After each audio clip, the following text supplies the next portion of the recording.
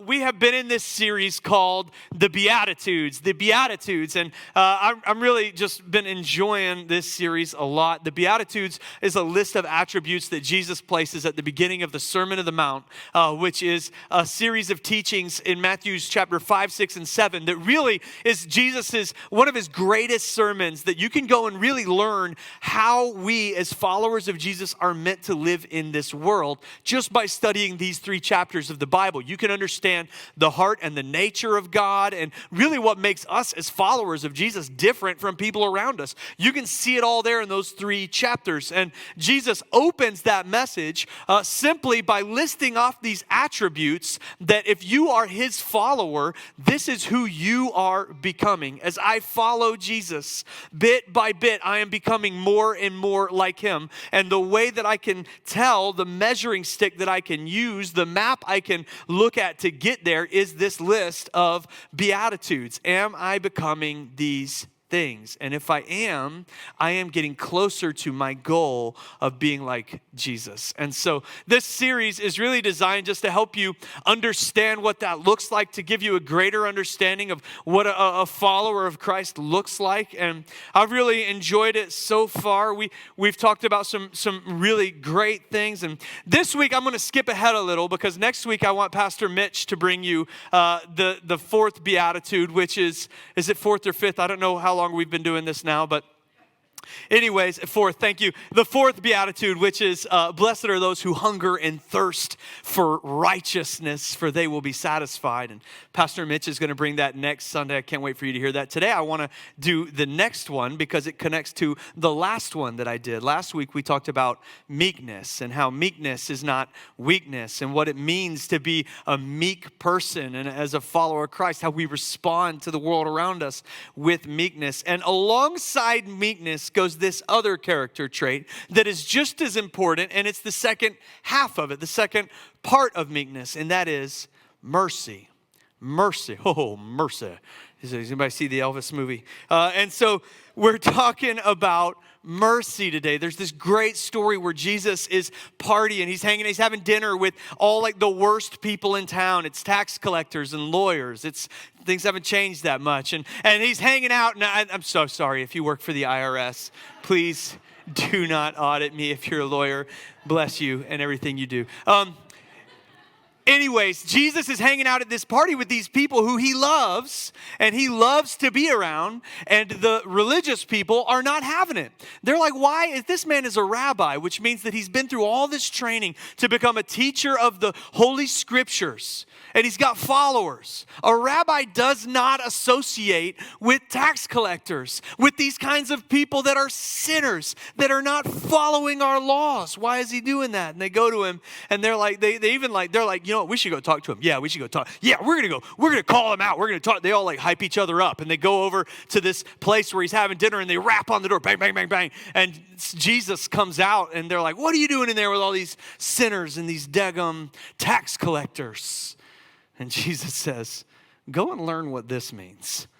I desire mercy and not sacrifice. It's one of these iconic moments where he stares them down and he tells them exactly what it means to know God.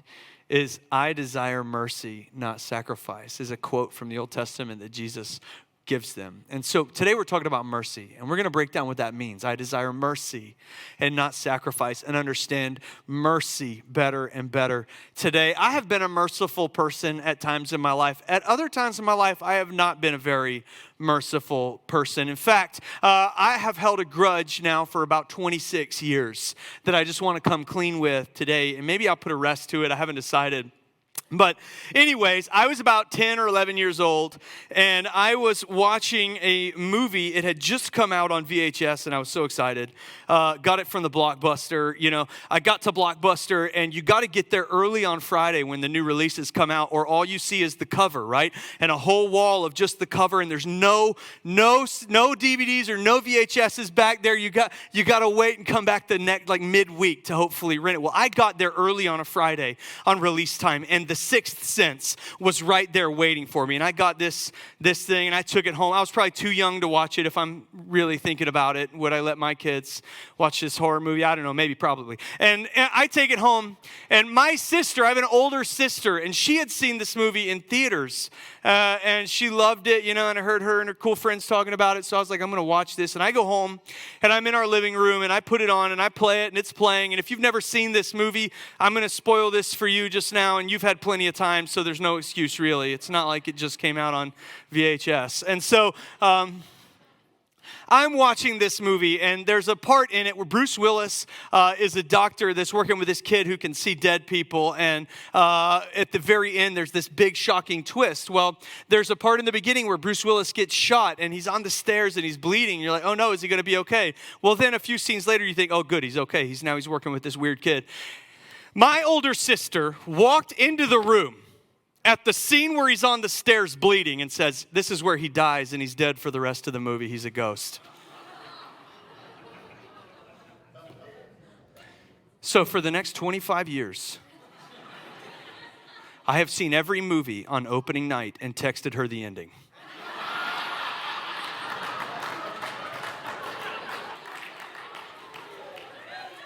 She had kids before I did, so I had a distinct advantage.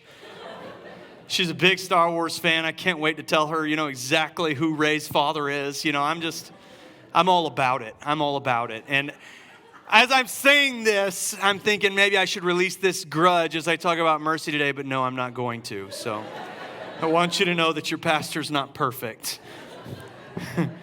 We're talking about mercy today. Mercy. Here's the Beatitude, Matthew chapter 5, verse 7. Blessed are the merciful, for they shall receive mercy.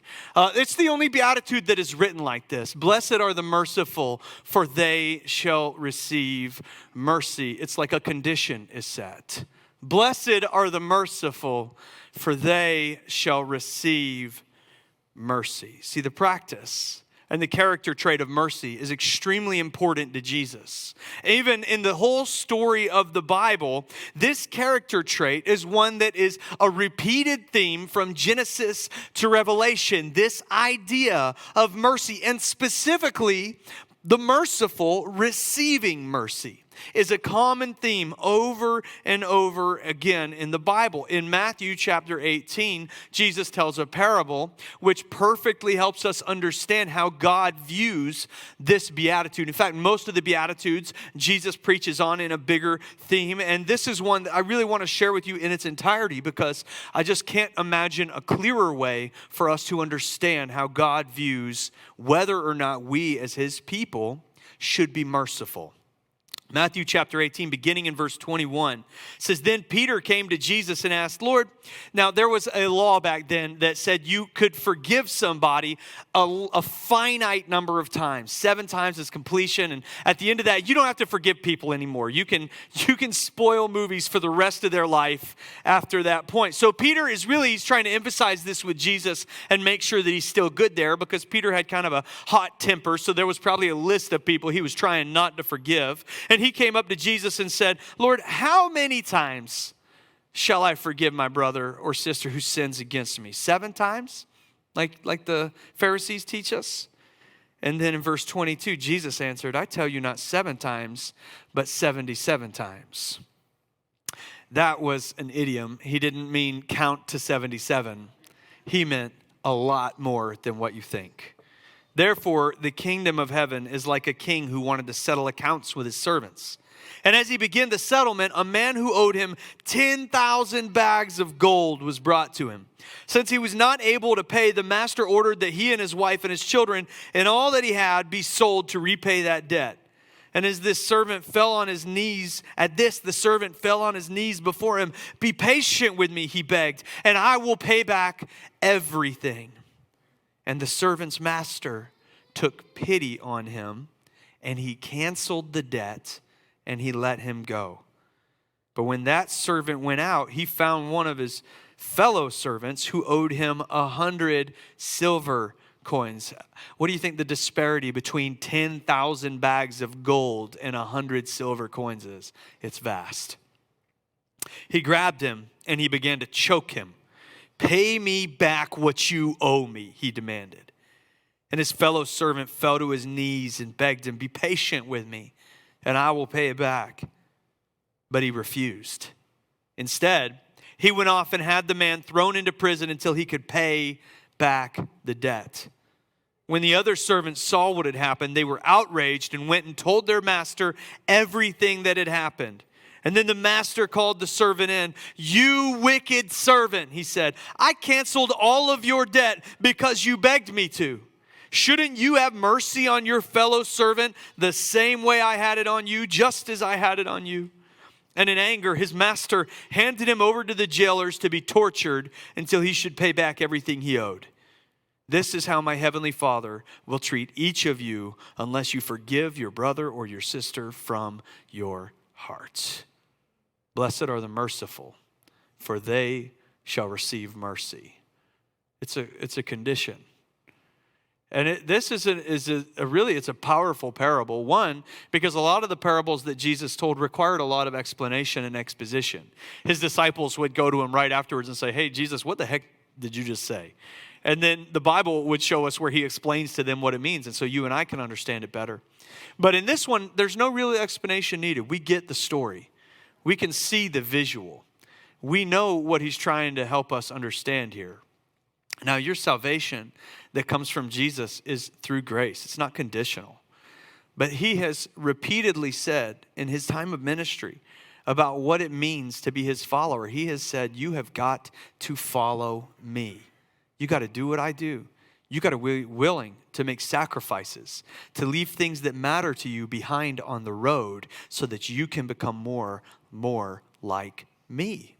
In the Sermon on the Mount, through the Beatitudes, he's giving us a list of things that are very hard for us to work up to. But if we are following him, the pathway that we are following is going to bring us closer and closer to looking like Jesus, which means that there is something that will keep you from being able to successfully follow Jesus, will keep you in one spot on the road.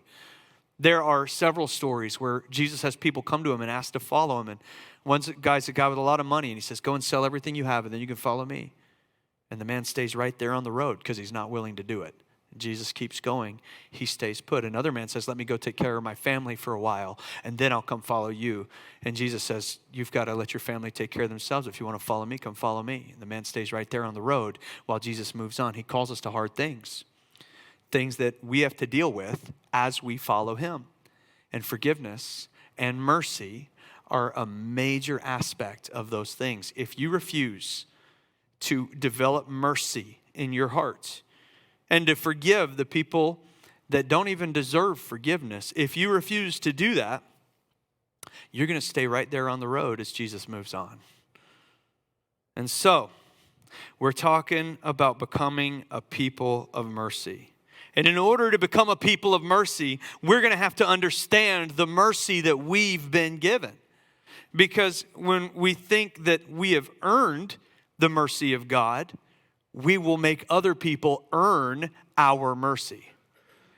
And when we think we don't deserve the mercy of God, we are going to believe that others don't deserve our mercy. And if we accept the mercy of God for ourselves, but we do not give mercy to others, then like the man in this parable, we are not deserving of that mercy. So today, I've got 4 people that we are called to show mercy to, and just how we do it. 4 people that we are called to show mercy to. Number 1 is those who make mistakes. Those who make mistakes. I heard a story once from a preacher, which means it's probably made up, about Albert Einstein. Albert Einstein was at Princeton for a number of years working on some work, that some Einstein-y stuff he was doing.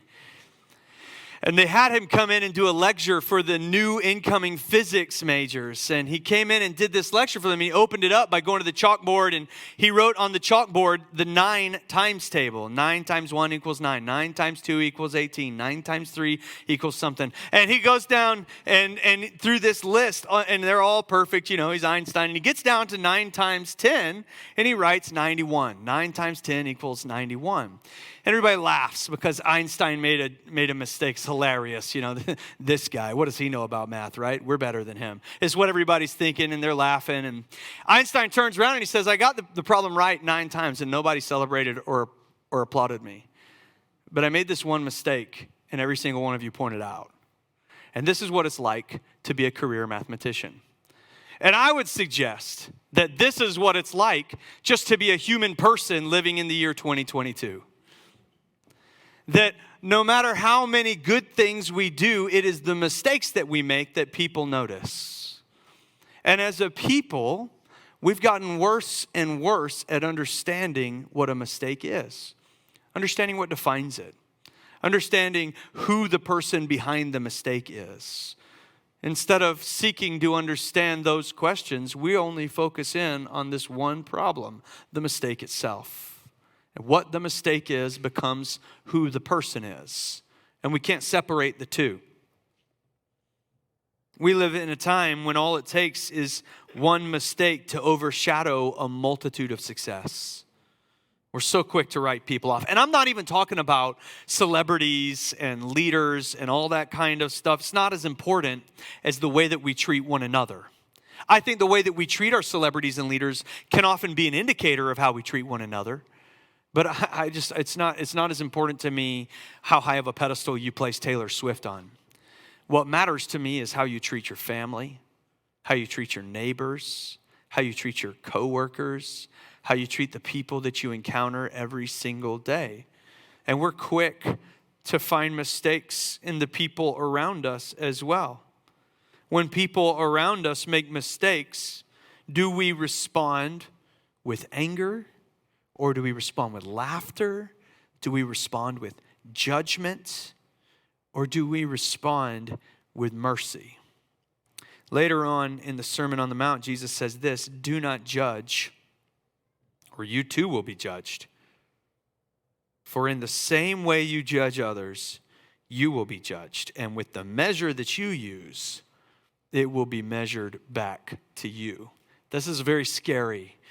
The measure that I use is what it will be measured back to me. I am pretty guilty of using the wrong size measuring stick in my marriage sometimes. For example, if my wife were to, which she almost never does, okay, she's not in here right now. I can be honest. She makes a lot of mistakes. And I'm in so much trouble. And oftentimes, if my wife makes a mistake doing something that she was probably doing to help me, I can fly off the handle a little bit. I can get a little, I can't believe this happened. You broke my favorite coffee mug. What the heck? You got to be careful with that. Don't you know that I've had that coffee mug for 20 years and I've never washed? You washed my favorite coffee mug? How dare you? The flavors were in there. And I'll jump on her about all these little and big mistakes pretty hard. But when I make a mistake, where am I at? Hey, babe, it was just an accident. I didn't know. And listen, you can't get mad at me for this. I didn't mean to do it. But for the measuring stick that I use, it will be measured back to me, is what Jesus is trying to help us understand. That we often judge others, but we ourselves we are the greatest judge of someone else and the greatest lawyer for ourselves. We defend ourselves all day long, and we don't understand why things have to be even. Verse 3 says, why do you look at the speck of sawdust in your brother's eye, but pay no attention to the plank in your own eye? How can you say to your brother, let me take the speck out of your eye, when all this time there is a plank in your own eye? You hypocrite. First take the plank out of your own eye, and then you will see clearly how to remove the speck from your brother's eye. It's this common theme in the Bible to first look at yourself before you go and jump onto others. We've received so much mercy for all of our mistakes, big and small. repeated and singular. We received so much mercy from our Father in heaven for our mistakes, which all deserve the same punishment, but we all got the same measure of forgiveness. And so we are called to offer the same forgiveness and mercy to others. James 2:13, mercy triumphs over judgment. I would challenge you as you follow Jesus to really consider mistakes and learn how to look into the heart of the person who made the mistake. Look into a heart for repentance. Look into a heart for the character that they've shown all throughout their life. Look into the heart for somebody who understands that what they've done is wrong before you cast judgment. Mercy triumphs over judgment. To those who make mistakes. Second one is this. This is the big one. To those who let us down. We are called to show mercy to the people who let us down. This is where meekness and mercy intersect. Last week, I talked briefly about how we respond to the people that hurt us, who let us down, who make it very difficult for us to forgive them. The way that we respond to them, we're called to respond with meekness. When they hurt us, instead of responding out of emotion and anger and retaliation, the way of Jesus is to offer meekness instead, to wait on God and trust that vengeance belongs to the Lord, to stay fixated on our purpose and not distracted by those who persecute us, and to follow the way of Jesus by loving those who oppose us. That's meekness. Meekness is how we react, how we carry ourselves, the way that we respond. It's the outward response that we give. Mercy is the inward response that we feel and how we handle people who let us down over the long term.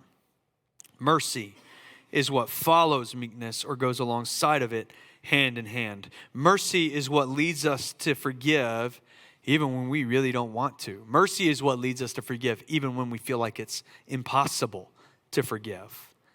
Mercy for those who let us down is very, very hard. But it's the way that Jesus responds on the cross. During the trial of Jesus, he consistently responds out of meekness. They mock him and accuse him, hit him, spit on him, and he just takes it in silence, offering only a few words along the way. And then he's led through town and up the hill at Calvary and nailed to the cross by the very people that he came to save, his people, his creation. They nail him to a cross to die. And as the guards gamble for his clothes and mock him on the cross, what are some of his last words? Luke 23:34, Jesus said, Father, forgive them, for they don't know what they're doing. Now that's a tough act for me to follow.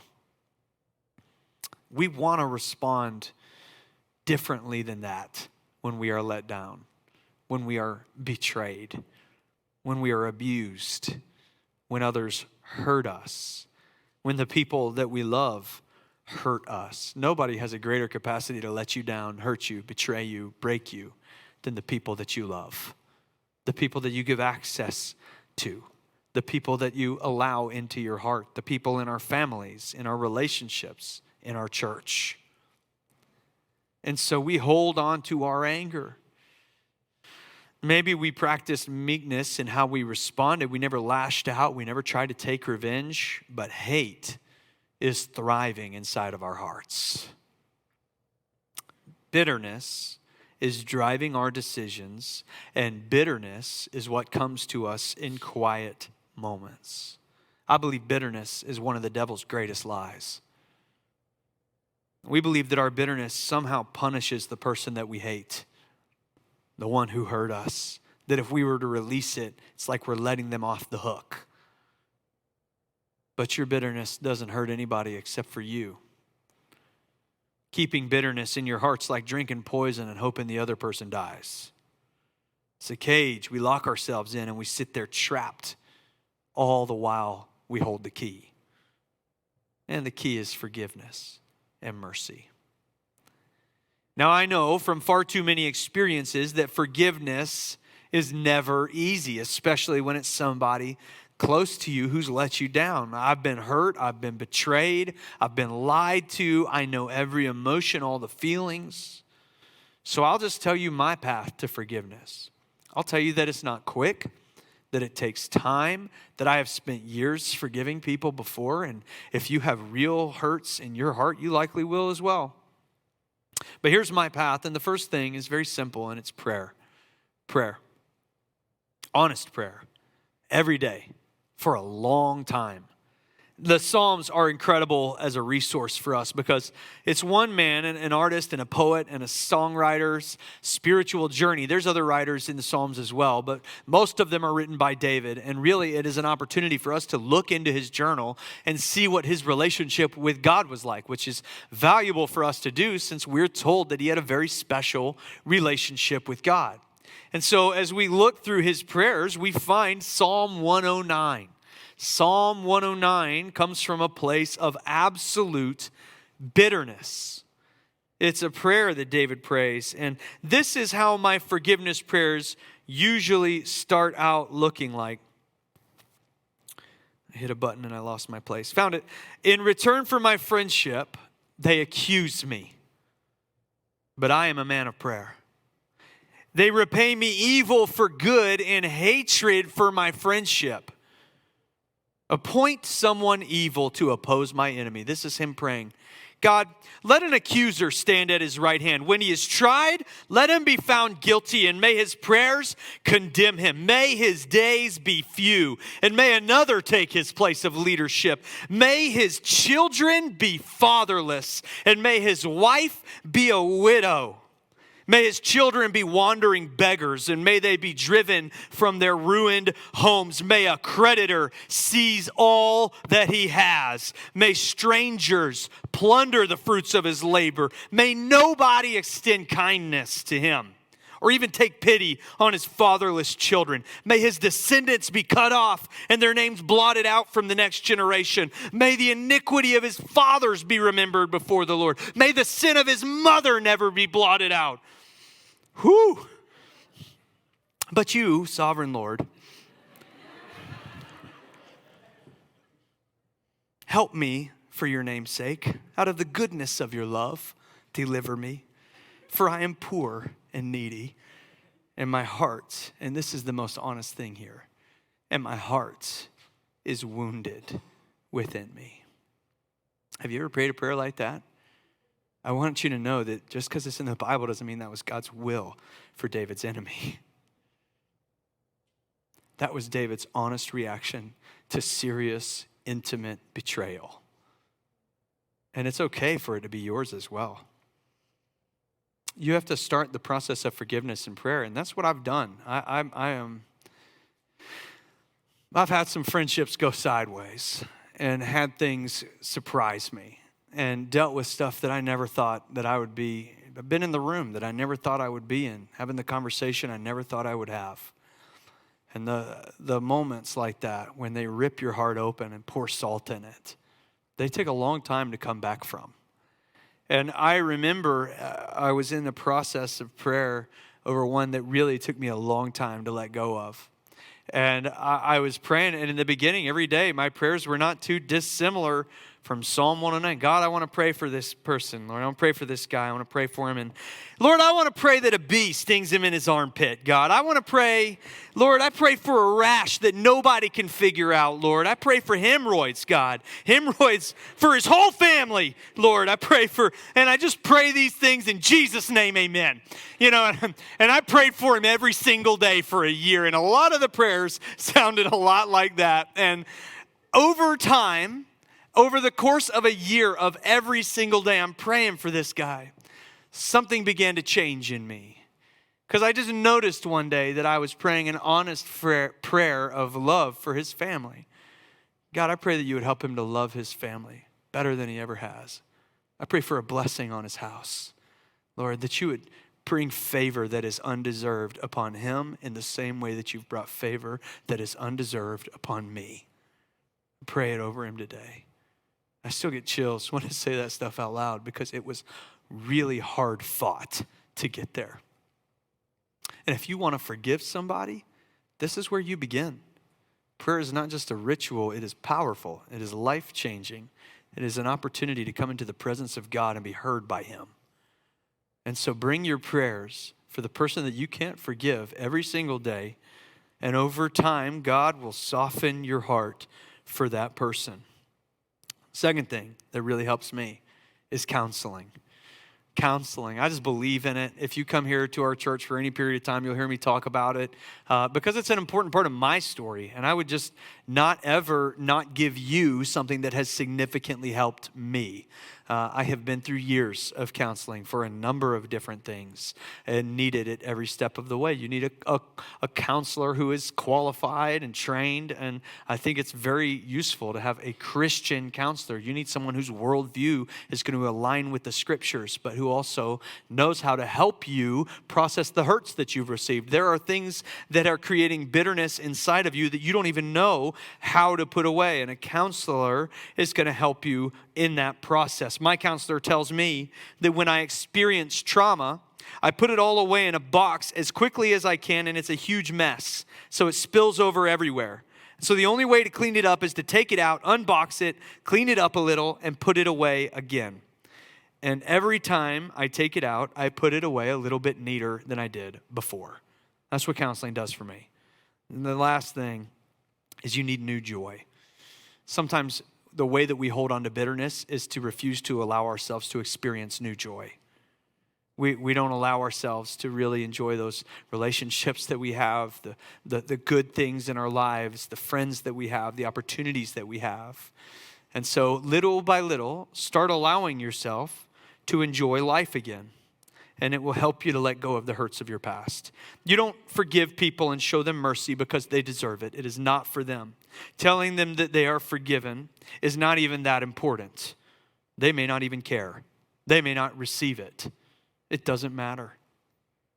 You are showing mercy because you have been shown mercy.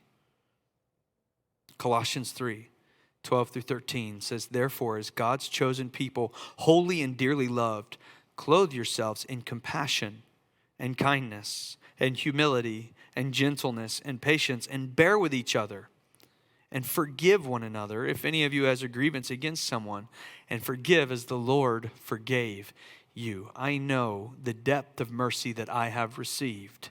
It is immense, and therefore I cannot hold it back or away from anybody else. And the final person to show mercy to, that maybe this is what you need to understand in order to start to show mercy to other people in your life. This is the starting point. That's why I saved it for last. We have to show mercy to ourselves. Oh, I skipped one. It's 11 o'clock. I'm going to do this one quickly. We have to show mercy to those who are far from God. We have to show mercy to those who are far from God.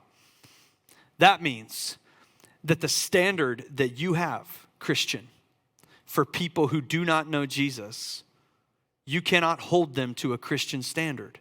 They don't know it yet. See, Jesus always made it his passion to connect before he would ever correct. He made sure that people knew him and knew his heart before he would expose their sin. That was the message and the way of Jesus. That is our message and our way. We have to have mercy over people that are far from God, who do not know him, who are not in relationship with him, who have a whole different set of rules and standards than we do.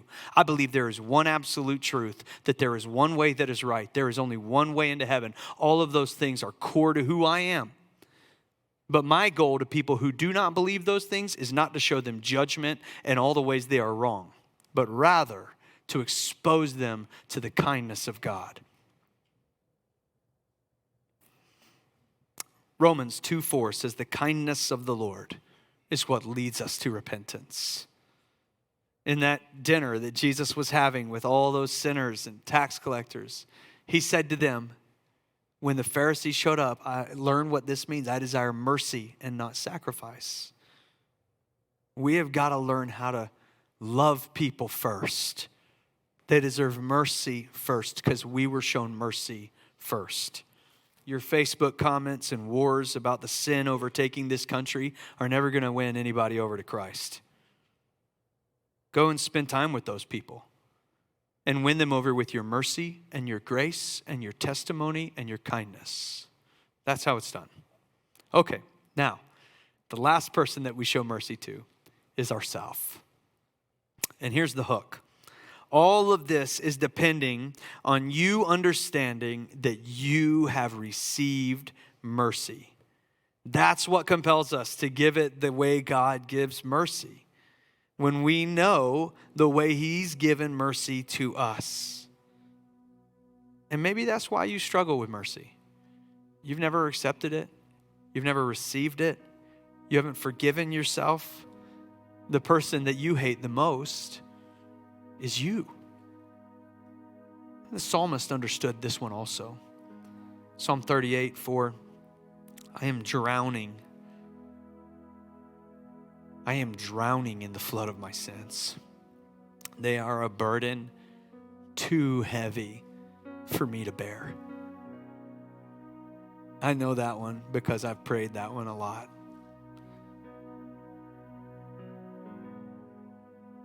I've been foolish and I'm utterly worn out and crushed. My heart is troubled. Maybe that's your prayer today.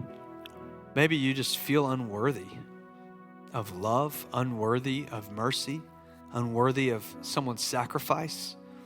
Maybe the list of things you've done wrong in your life is always flashing like a neon light right in front of you, preventing you from being able to see anything else. I get it. That's a big part of my story as well. That's why I've been in so much counseling. I've made a lot of mistakes. I've hurt some people.